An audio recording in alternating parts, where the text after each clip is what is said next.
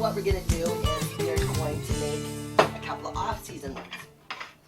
So, again, I've got my egg whites in here. I'm going to put my cinnamon in. Now, I use two different things. This is actually called NutriCleanse because actually I became allergic to oatmeal also. So the NutriCleanse is psyllium husks, flaxseed, and some other stuff. So I use that instead of oatmeal. So I'll put that in there. And then I'll blend it up.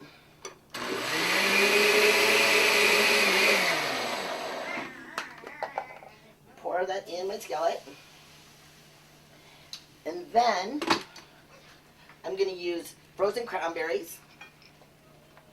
So just sprinkle these on top. And then I've got dried apricots, chopped up into little pieces. And I've got slivered almonds.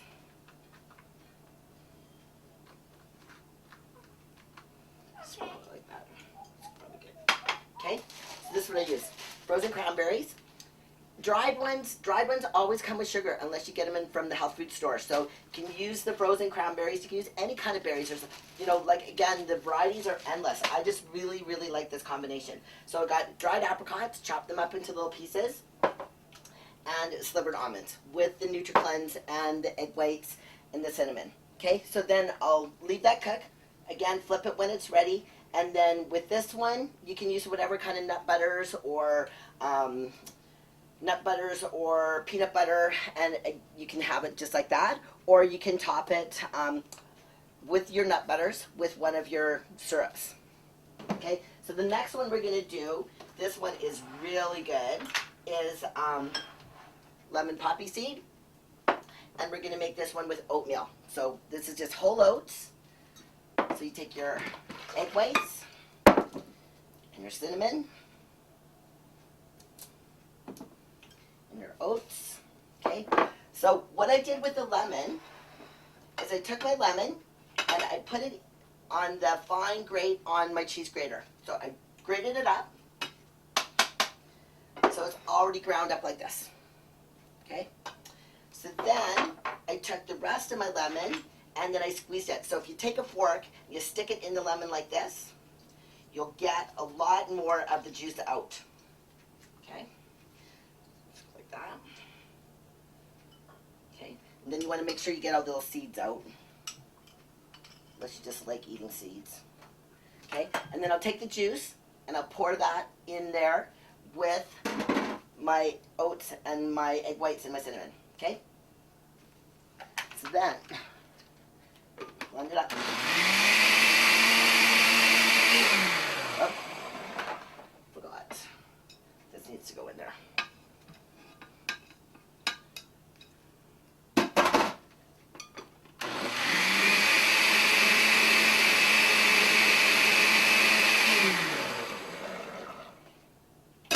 This one's really good.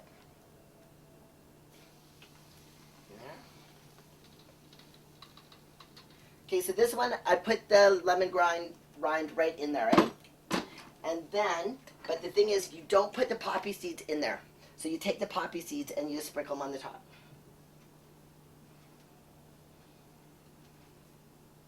So. Okay, because these skillets were already really hot from cooking the other pancakes, you can see this one's going to cook a lot faster than those other ones did.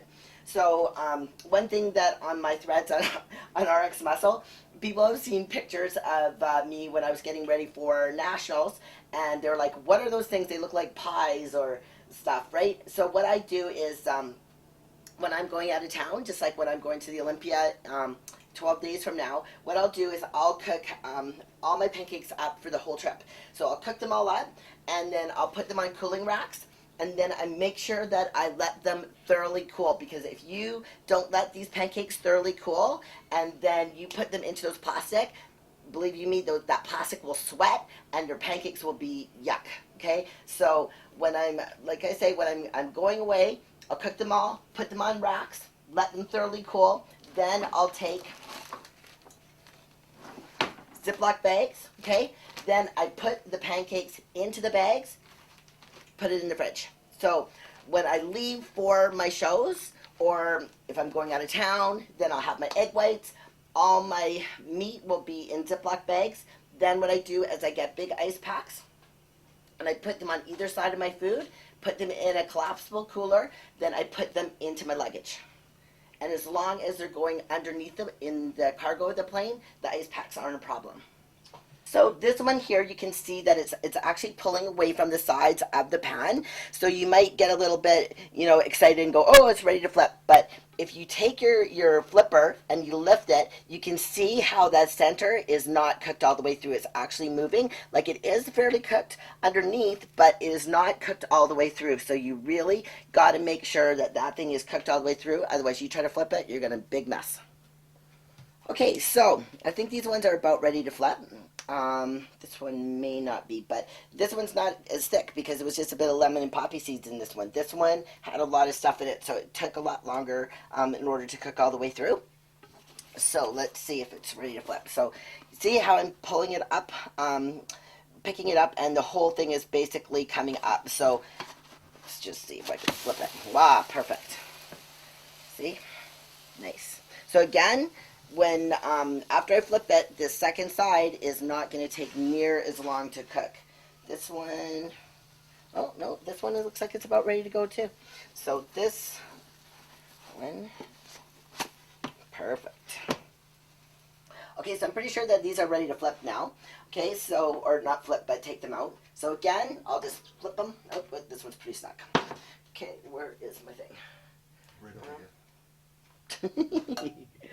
So because these ones have stuff in them, sometimes they stick because the fruit and stuff will stick on the bottom. So you might just need a little help to get off. Oh God. This one is going to be a little bit. Yeah. See, you can see the fruit. Let's put that one there. This one will come off easier. There. Ta-da. We're going to let those ones cool. Now, what I'll do is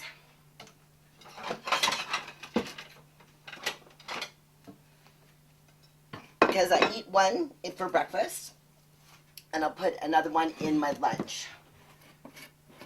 So I'll take my nut butter.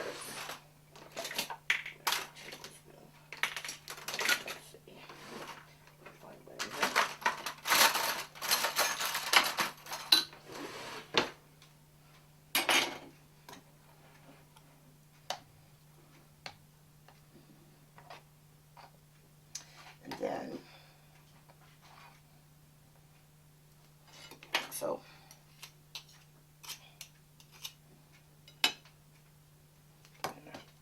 you can spread it on the top like that.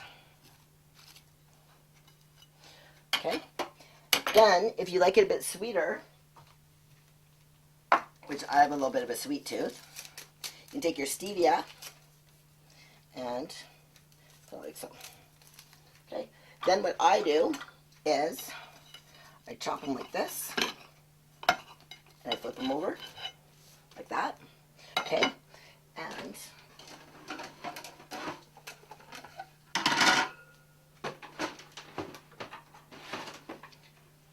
now it depends. If you have 1 tablespoon, then of nut butter, you can do it like that. If you're going to have more, what's really nice is if you put it along the top. So if I can just have one, what I'll generally do is I'll cut it like this. And then put it in my things like this. And then if you want it a bit sweeter again, you can put some more on the top. Just depends how sweet you like it. This.